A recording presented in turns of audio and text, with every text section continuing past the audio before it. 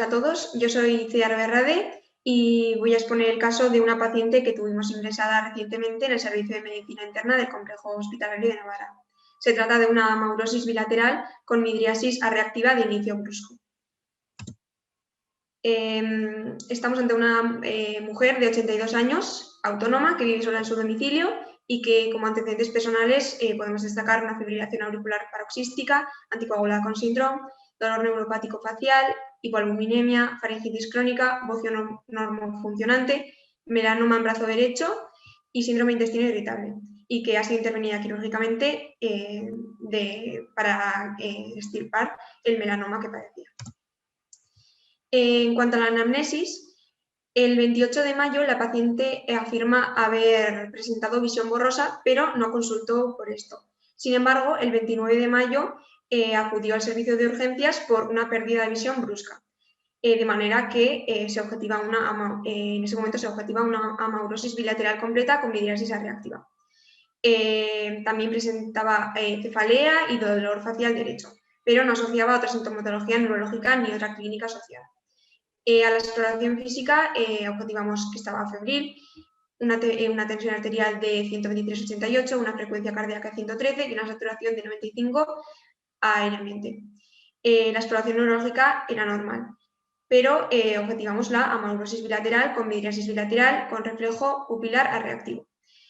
Y en las pruebas complementarias, en la analítica sanguínea, vimos una anemia normocítica normocrómica con una hemoglobina de 9,8, unos leucocitos de 8.000 y un INR de 11, un filtrado glomerular de 65 y una PCR de 245.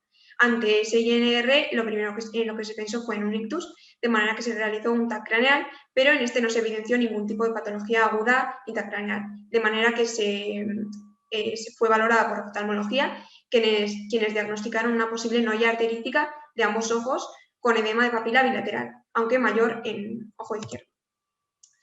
Rehistoriando a la paciente, podemos observar que en 2019 la paciente acudió a su médico de atención primaria por dolor e hiperalgesia en la región hemifacial derecha y fue diagnosticada de herpes zóster y fue tratada con aciclovir. Sin embargo, en ningún lugar podemos ver que se constate la presencia de vesículas en la paciente. Más adelante, la paciente vuelve a consultar por dolor tipo punzante y claudicación mandibular, de manera que se le diagnostica de neuralgia posherpética. Y se trata con analgesia múltiple entre neurología y anestesia.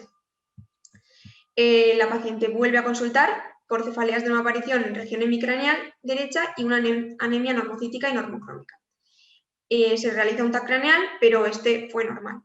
Y hasta ahora no consulta más, sino que debuta con una amaurosis bilateral, como he dicho, el 29 de mayo.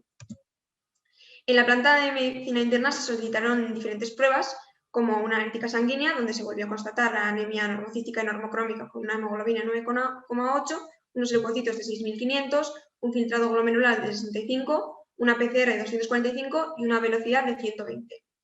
En la resonancia magnética de las órbitas se observó un papiledema bilateral, una leve leucoaraiosis y en el resto no hubieron hallazgos significativos.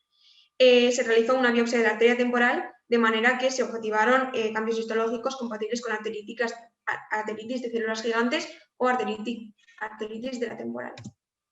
En cuanto a esta enfermedad, sabemos que se trata de una vasculitis sistémica granulomatosa que afecta a grandes y medianas arterias, de predominio en la aorta, y sus ramas, otras ramas de la arteria oftálmica y ramas extracraneales de las arterias carótidas.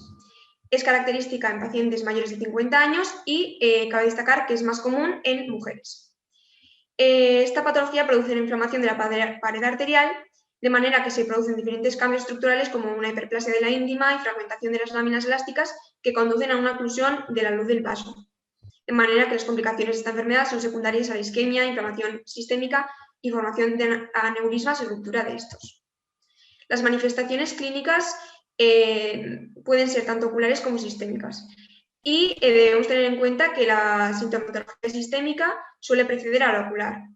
Y el síntoma sistémico más común es la cefalea de nueva aparición, Sin embargo, también pueden presentar, los pacientes pueden presentar mialgias, sensibilidad de cuero cabelludo, claudicación mandibular y otros síntomas constitucionales como fiebre, anorexia o pérdida de peso. Y estos síntomas sistémicos suelen ocurrir en torno al 50% de los casos. También tenemos que tener en cuenta que la pérdida de visión secundaria a esta patología puede ser tanto monocular como binocular y así pues también podría ser tanto permanente como más bien transitoria, una maurosis fugaz, que en este caso se ha demostrado que suele preceder a la pérdida permanente de la visión en el 44% de los pacientes con esta patología. La lesión isquémica más común es la anuria. Y algo muy importante que debemos tener en cuenta es que cuando esta patología se trata de manera temprana y de manera adecuada, la maurosis se puede prevenir en la mayoría de casos. Y esto es muy relevante, ya que, como hemos visto, nuestra paciente fue diagnosticada de herpes sin que nadie hubiese visto las vesículas en ningún momento y nadie pensó en esta patología y, como hemos dicho, pues podría haberse prevenido esta maurosis que tanto ha disminuido la calidad de vida de la paciente. En cuanto a los criterios diagnósticos, esta enfermedad se diagnostica si el paciente presenta 3 o más criterios de los siguientes. Ser mayor de 50 años, presentar una cefalea de nueva aparición, presentar anomalías de la arteria temporal, tales como sensibilidad a la palpación o disminución de la pulsación de esta, no relacionada con la arteriosclerosis de las arterias cervicales, una velocidad elevada, mayor de 50, y una biopsia de la arteria temporal anormal. El tratamiento se basa en administrar corticoides a altas dosis y en observar una respuesta a este tratamiento, y además esto constituye otro criterio diagnóstico. Cabe destacar que los pacientes suelen experimentar una rápida mejoría de los síntomas relacionados con la inflamación sistémica, pero que los síntomas relacionados con alteraciones vasculares como la claudicación mandibular y la alteración visual generalmente suelen tardar un poco más en responder. La dosis de corticoides se va reduciendo gradualmente en el primer mes tras la resolución de los síntomas reversibles y la disminución de los reactantes de fase aguda en un 50%. La duración del tratamiento no está del todo definida y se debe ir evaluando la sintomatología del paciente y su mejoría. Además, se ha visto que el tratamiento con prednisona asociado a tocilizumab, un anti-interleuquina 6, que está aumentado en los vasos afectados por esta vasculitis, es superior en comparación con el tratamiento con prednisona más placebo en cuanto a la reducción de las exacerbaciones y efectos secundarios del uso de corticoides. Sin embargo, hace falta más estudios para concluir seguridad y eficacia del uso de este fármaco. En cuanto a las conclusiones, debemos tener claro que los síntomas sistémicos suelen preceder a los síntomas oculares, de manera que debemos pensar en esta enfermedad cuando los vemos. Y insisto en que el diagnóstico precoz y el inicio del tratamiento es fundamental para mejorar el pronóstico visual y sistémico en estos pacientes. Y mencionar que la biopsia de la arteria temporal sigue siendo el gold estándar para diagnosticar esta patología y que no debemos esperar al resultado de la biopsia de la arteria temporal para iniciar el tratamiento con corticoides. Y esta es la bibliografía empleada y esto es todo. Gracias. Muy bien, Itziar.